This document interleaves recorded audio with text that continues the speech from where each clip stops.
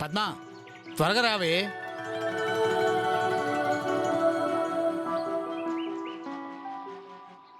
అదేంటమ్మా దిష్టి నువ్వు తీస్తున్నావు? లక్ష్మి గారు లేరా?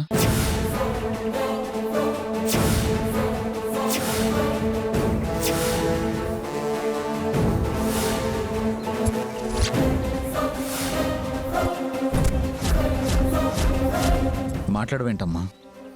లక్ష్మి గారు ఎక్కడ కనిపించడం లేదు?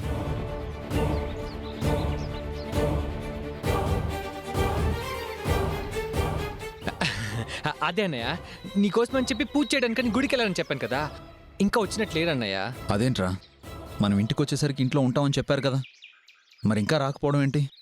అంటే అన్నయ్య, నువ్వు పెద్ద ప్రమాదం నుంచి బయటపడ్డావు కదా, అందుకే పెద్ద పూజ చేసినట్టున్నారు. పెద్ద పూజ అంటే టైం అవుతుంది కదన్నయ్య, కనీసం సాయంత్రమైనా పడుతుంది. నాకు తెలిసి ఖచ్చితంగా ఈవినింగ్ లోపు ఇంట్లో ఉంటారన్నయ్య. లక్ష్మి గారి సంగతి సరేరా, మరి మిగతా ముగ్గురు కనిపించడం లేదు? అత్తయ్య, సిరి, అంజలి వీళ్ళెక్కడ్రా?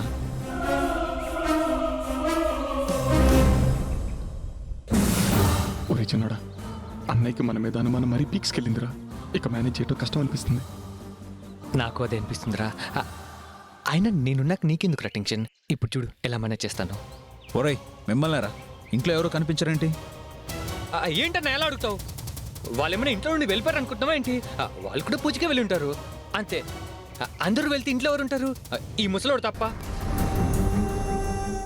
ఒరే పెద్దోడా, వాళ్ళు వస్తారా? ఎక్కడికి వెళ్ళారు చెప్పు? గుడికేదా వెళ్ళింది?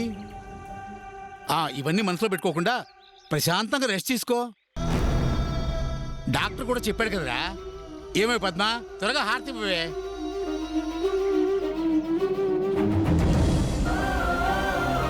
ఇరుగు దిష్టి, పొరుగు దిష్టి, ఊళ్ళో వాళ్ళందరి దిష్టి, మన పిల్లలందరి దిష్టి, హాస్పిటల్లో వాళ్ళ దిష్టి అంతా పోవాలి.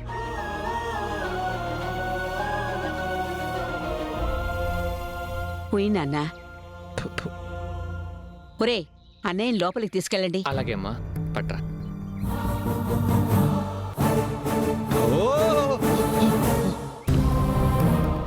ఒరే గాడిద, ఎందుకురా వాడికి లేనిపోయిన అనుమానాలు కలిగించేలా మాట్లాడుతున్నావు? అసలు లక్ష్మి సాయంత్రం వస్తుందని ఎవడరా నేను చెప్పమంది? బా నాన్న, అబద్ధం చెప్పకపోతే అన్నయ్యకి నిజం చెప్పాల్సి ఉంటుంది. నిజం చెప్తే అన్నయ్య పరిస్థితి ఏమవుతుంది? మళ్ళీ మొదటికే వస్తుంది. అది అవసరమా చెప్పు? ఒరే, వాడు సాయంత్రం అయ్యాక లక్ష్మి ఎక్కడని అడిగితే ఏం సమాధానం చెప్తారా? అదొక పెద్ద విషయమా నాన్న. రాత్రి వస్తుందని చెప్తాము, దానికి ఎందుకు అంత కంగారు పడతావు? ఒరే సన్నాసి వెదవా, నీ అత్యలివితేటలతో కొంప ముంచేలా ఉన్నావు కదరా. గాడిద గాడిదని వెళ్ళ. అలాగే.